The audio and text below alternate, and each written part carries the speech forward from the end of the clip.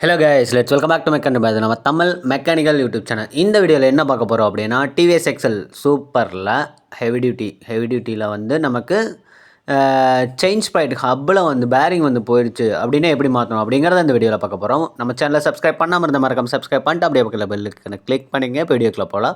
First of all வந்து wheel நட்டு 16 size நட்டு இருக்கும் பார்த்தீங்களா, அந்த நட்டை வந்து கலட்டிட்டு இந்த பக்கம் இருக்கிற ராடை உருவிக்கலாம். நம்ம உருவிட்டு வந்து நம்ம வீலை வந்து ரிமூவ் பண்ணிக்கலாம். ஃபர்ஸ்ட் ஆஃப் ஆல் அந்த பக்கம் வந்து கீழே வந்து ஸ்டே நட்டு, அதாவது 13 ரிங்ஸ் போட்டு கழட்டிங்க. தென் பிரேக்கை வந்து ரிமூவ் பண்ணி விட்டுக்குங்க. அதுக்கப்புறம் இந்த பக்கம் வந்து 16 நட்டை கழட்டி விட்டுட்டு இந்த பக்கம் ராடை உருவிட்டு நான் வீலை வந்து வெளியே எடுத்துக்கிறேன். வீலை எடுக்கும்போது 2 பக்கம் வந்து சாரி கார்டு இருந்துச்சுன்னா வண்டியை வந்து சாய்ச்சி பிடிச்சி தான் வந்து நீங்கள் வந்து வீலை வந்து வெளியே எடுக்கிற மாதிரி இருக்கும். இந்த மாதிரி நான் பண்ணியிருக்காங்க பாருங்கள்.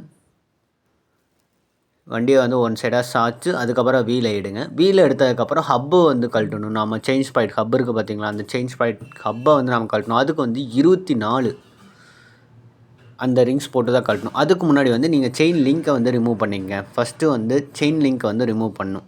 செயின் லிங்க் வந்து நம்ம கட்டிங் பிளேயர் யூஸ் பண்ணி நம்ம செயின் லிங்க்கை வந்து ரிமூவ் பண்ணிக்கலாம். அண்ட் தென் பார்த்தீங்கன்னா இன்னொரு வீடியோவில் வந்து செயின் வந்து எப்படி கண்ணி எடுக்கணும் அப்படிங்கிறத ஒரு ஷார்ட்டாக வந்து ஒரு வீடியோ போடுறேன். நெக்ஸ்ட் வீடியோ வந்து போடுறேன், அதுவும் பார்த்துக்குங்க.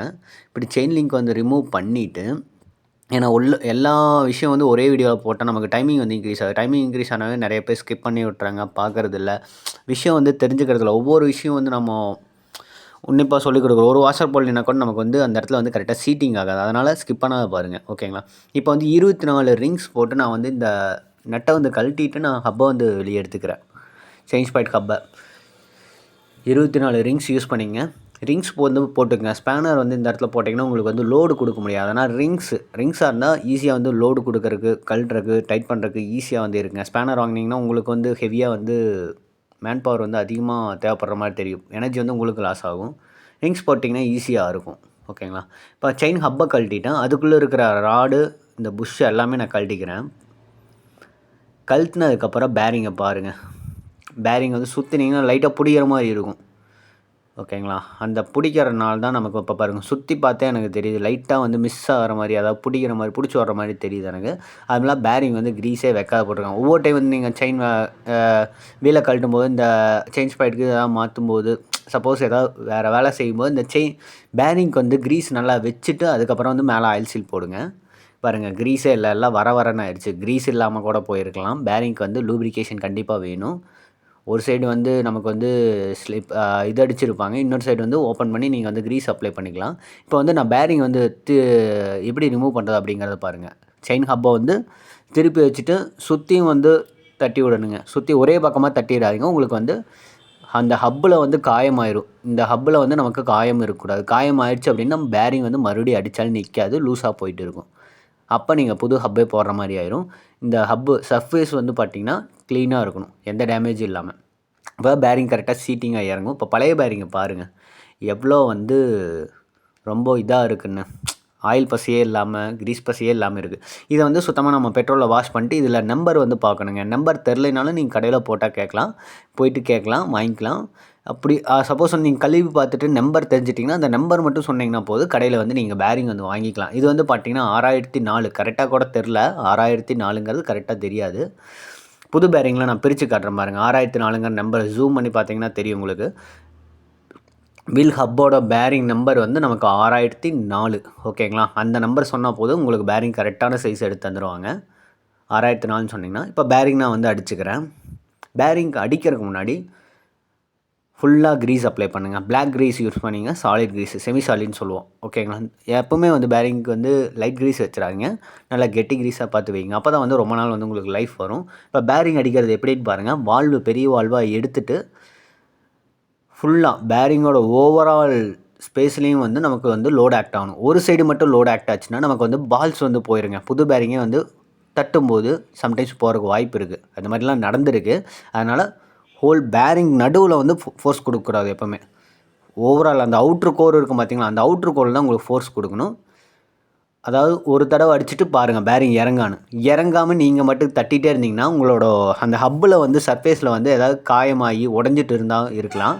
அதனால் ஒவ்வொரு பஞ்சுக்கும் வந்து நீங்கள் செக் பண்ணுங்கள், பேரிங் வந்து உள்ளே கரெக்டாக இறங்குதா, கரெக்டாக சர்ஃபேஸ் வந்து கரெக்டாக இருக்கா அப்படிங்கிறது செக் பண்ணிட்டு அதுக்கு அடுத்த சைட்லேயும் வந்து நம்ம ஃபுல்லாக வந்து க்ரீஸ் அப்ளை பண்ணிக்கலாம்.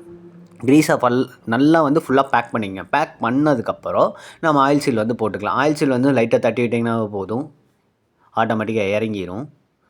அவ்வளோதாங்க ஆயில் சீல் அடிக்கிறது. இதுக்கு வந்து நீங்கள் வால் வச்சு அடிக்கலாம். சம்டைம்ஸ் எக்ஸ்பீரியன்ஸ் இருந்தால் நீங்கள் அதை லைட்டாக தட்டினீங்கன்னா கரெக்டாக ஈக்குவலாக தட்டணுங்க. ஆயில் சீல் ஒன் சைடாக தட்டிடாதீங்க. இதுக்கப்புறம் நான் வீல் ஹப்பு இந்த ஷாஃப்டெல்லாம் போட்டு சுற்றி பார்க்குற பாருங்கள், ஈஸியாக இருக்கும். இப்போ ஆயில் சீல் போட்டதுக்கப்புறம் நாம் வந்து அடுத்து வந்து ஹப்பை வந்து பார்த்துக்கலாம். ஹப்பு ரப்பர் வந்து டேமேஜ் ஆயிருந்துச்சுங்க. அந்த ஹப்பு ரப்பரை வந்து மாற்றிட்டேன். அது ஒரு ஷார்ட்டில் போட்டிருப்பேன். ஹப்பு ரப்பர் வந்து டேமேஜ் ஆனால் என்ன பிரச்சனை வரும் அப்படிங்கிறத ஒரு ஷார்ட்டில் போட்டிருப்பேங்க. அதை பார்த்துக்குங்க, மறக்காமல் மிஸ் பண்ணாத பாருங்கள்.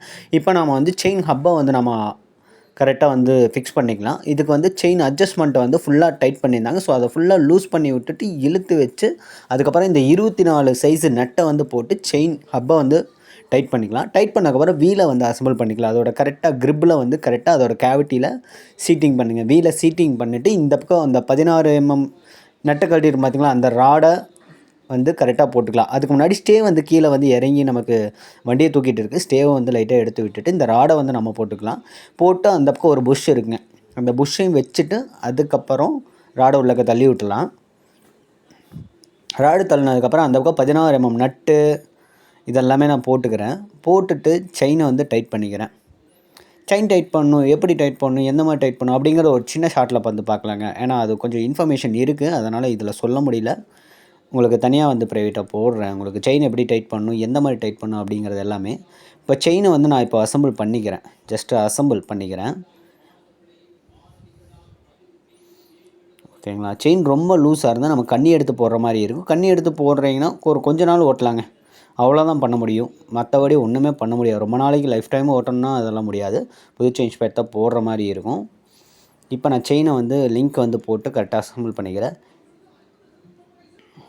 ஓகேங்களா. செயின் லிங்க் அசம்பிள் பண்ணிட்டு கிளிப்பு எல்லாமே போட்டுக்கிறேன். போட்டு நான் கரெக்டாக வந்து ஃபிக்ஸ் பண்ணிக்கணும். இந்த செயின் லிங்க் போடும்போதும் கேர்ஃபுல்லாக போடணும். கரெக்டாக லாக் ஆகிருக்கான்னு பார்த்து செக் பண்ணி போடுங்க. கட் ஆச்சுன்னா ஒன்றும் பண்ண முடியாது, வண்டி நிற்காது. அதாவது பிரேக் பிடிச்சா வண்டி நிற்கும். இருந்தாலும் வந்து உங்களுக்கு டிரான்ஸ்மிஷன் போது நமக்கு நிறைய உடைய ஆரம்பிச்சிடும். இப்போ XL100லாம் கரெக்ட் உடஞ்சிச்சு, செயின் வந்து கடை விழுந்துச்சுனாவே உங்களுக்கு வந்து இந்த கிளச்சு பிளேட் இருக்குது பார்த்திங்களா, அதாவது கிளச்சு பிளேட்டுக்கு வெளியே வர அந்த செட்டு இருக்குது பார்த்திங்களா, பிளாக் கலர் செட்டு ஹப்பு, அந்த ஹப்பே உடஞ்சிரும். இப்போ வர XL100லாம் டிசைன் சேஞ்ச் பண்ணிட்டாங்க. இப்போ டிசைன் சேஞ்ச் பண்ணுறதுக்கு முன்னாடி அந்த ஹப்பே உடஞ்சிருங்க. அந்த ஹப்பு வந்து மாற்றுறது மட்டும் 800 வருங்க. அந்த ஹப்பு மட்டுமே ப்ராடக்ட் மட்டும் 800 வரும். செயின் கடை விழுந்தாவே அந்த பிரச்சனை இருக்குது. அந்த வண்டி இல்லாமல் கடை விழுந்தால் கொஞ்சம் பிரச்சனை வருங்க. ஏன்னா வந்து நமக்கு ஷாஃப்ட் பெண்டார் இந்த மாதிரி பிரச்சனைலாம் வரும். அதனால் செயின் கிளிப் எல்லாமே கரெக்டாக போட்டுங்க. இப்போ நான் செயின் டைட் பண்ணிக்கிறேன்.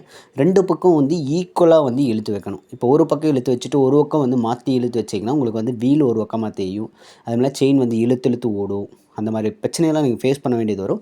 அதனால் செயின் டைட் பண்ணும்போது கரெக்டாக 2 பக்கமும் ஈக்குவலாக வந்து அதில் நான் எண்ணி உங்களுக்கு சொல்லி கொடுத்துருப்பேன்.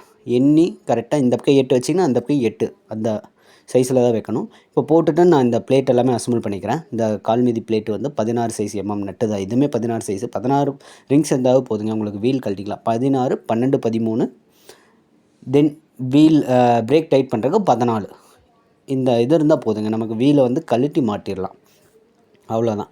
இப்போ எல்லாமே டைட் பண்ணிட்டு கீழே வந்து ஸ்டேவும் அசம்பிள் பண்ணிவிட்டு அந்த பக்கம் வீல் நட்டையும் வந்து போட்டு டைட் பண்ணிக்கிறேன். அந்த பக்கம் வந்து கால்மீதி மேட் இருக்குது பார்த்திங்களா, அந்த பிளேட்டை வந்து அசம்பிள் பண்ணிக்கிறேன். 2 பக்கம் ஒரே சைஸ் தாங்க. 16 mm நட்டு 16, 17 ரிங்ஸ் யூஸ் பண்ணி நீங்கள் வந்து டைட் பண்ணிக்கலாம். இதை வந்து ஓவராக டைட் பண்ணிடாதீங்க, கட்டாயிரும், கண்டிப்பாக மர போயிடும். ஏன் அப்படின்னா நீங்கள் கால் வைக்கும்போது தண்ணி பட்டு அந்த இடத்துக்கு இத்து போயிருக்கும். அதனால் கண்டிப்பாக வந்து சீக்கிரம் இந்த நட்டு மரப்போகிறதுக்கு வாய்ப்பு இருக்குது. ஓவராக டைட் பண்ணிங்கன்னா கட்டாயிரும். அப்படி மரப்போயிடுச்சுன்னா எந்த மாதிரி நெட்டு போடணும் அப்படிங்கிறது உங்களுக்கு சொல்கிறேன். ஓகேங்களா. இன்னொரு ஷார்ட்டில் வந்து சொல்கிறேன். அந்த மாதிரி நெட்டு எந்த மாதிரி நெட்டு வந்து உங்களுக்கு போடணும் அப்படிங்கிறத ஒரு ஷார்ட்டில் சொல்கிறேங்க. ஓகேங்களா. இது ஓவராக டைட் பண்ணிங்கன்னா முடிஞ்சிச்சுங்க, கட்டாயிரும். கட்டாச்சுன்னா புதுசாக நெட்டு போட்டு வெல்டு வச்சு தான் பண்ணுற மாதிரி இருக்கும். அதனால் அளவாக டைட் பண்ணிங்க. ஓகேங்களா. லிமிட்டட் டைட் தான். ஓகே. இதுக்கப்புறம் நான் இந்த ஷேடை வந்து போட்டு அசம்பிள் பண்ணிக்கிறேன். ஷேடை போட்டு 10 நட்டு இருக்குங்க ப்ளஸ் வாஷரு இது எல்லாமே போட்டு நான் அசம்பிள் பண்ணி டைட் பண்ணிக்கிறேன். ஓகேங்களா. ஓகே, இவ்வளோ தாங்க, சிம்பிள் தான். Thank you, thanks for your support. Thanks a lot.